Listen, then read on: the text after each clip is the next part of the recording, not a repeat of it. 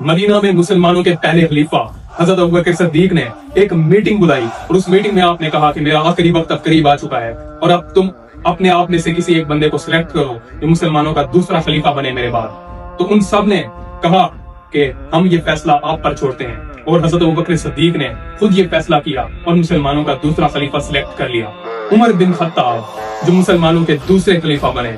और ये ऐसे वक्त पर खलीफा बने कि जिस वक्त पे मुसलमानों की दुनिया के सुपर पावर्स के साथ जंग चल रही थी, रोमन एम्पायर और पर्शियन एम्पायर के साथ। खालिद बिन वलीद, जो मुसलमानों के बहुत बड़े आर्मी चीफ थे, उस वक्त अपनी फौज का एक लश्कर लेकर रोमन एम्पायर के साथ लड़ने के लिए गए हुए थे। तो इधर से हजरत उमर बिन खत्ताब ने एक खिताब करते हुए कहा कि हम एक फौज तैयार करेंगे और उसे पर्शियन एम्पायर की तरफ भी भेजेंगे। और ये मुसलमान एक छोटे से अरब मुल्क के रहने वाले, ये उस वक्त दुनिया की सुपर पावर दो मुल्कों से लड़ रहे थे, जैसे आज के दौर में रशिया और अमेरिका है। उस दौर में रोमन एम्पायर और पर्शियन एम्पायर सुपर पावर मुल्क थे, तो उनसे एक साथ लड़ रहे थे। तो हजरत उमर बिन खत्ताब ने खिताब करते हुए कहा कि हम एक फौज पर्शियन एम्पायर की तरफ भेजेंगे। लेकिन मुसलमान देखकर ये चौंक गए, यानी कि वो हैरान हो गए कि हम खालिद बिन वलीद के बगैर तो कोई जंग जीत ही नहीं सकते। तो उनको यकीन अल्लाह से ज्यादा खालिद बिन वलीद पर था।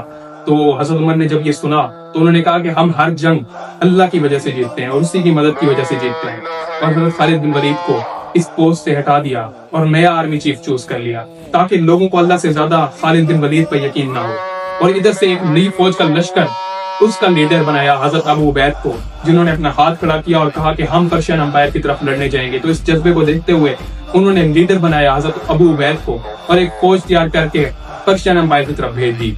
और इधर से हजरत खालिद बिन वलीद दमेस्कस को फतह करने जा रहे थे, जो रोमन एम्पायर का एक बहुत बड़ा शहर था। और जैसे आजकल के दौर में न्यूयॉर्क है, तो इतने बड़े शहर को फतह करना बिल्कुल आसान नहीं था और उन्होंने बहुत कोशिश की और मुसलमान आजाद नहीं कर पाए, यानी कि उसको फतह नहीं कर पाए।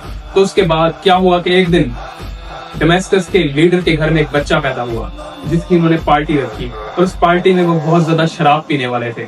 तो उन्होंने बहुत ज्यादा शराब पी और उसमें वो बिल्कुल उनकी फौज तैयार नहीं थी लड़ने के लिए। तो इधर से मुसलमानों का एक लश्कर दमेस्कस शहर के अंदर घुसा और उन्होंने एक ही रात के अंदर दमेस्कस को फतह कर लिया और रोमन एम्पायर के साथ जंग लड़ने के बाद इस जंग में भी फतह हासिल कर ली मुसलमानों ने। मेरे दोस्तों, ये तो हम सब लोग जानते हैं कि चंगेज खान ने दुनिया के सबसे बड़े इलाके पे बादशाहत की थी, लेकिन वो 100 साल भी नहीं चल पाई थी। तो हजरत उमर ने ये सोचते हुए इन सब को कहा कि अब इनको दीन भी सिखाओ, ताकि इन्हें अल्लाह और उसके रसूल का भी पता हो। मेरे दोस्तों, हम हजरत उमर बिन खत्ताब की खिलाफत को आगे कंटिन्यू करेंगे। आप लोग कमेंट्स में बताओ कि आप लोग इसे आगे देखना चाहते हो।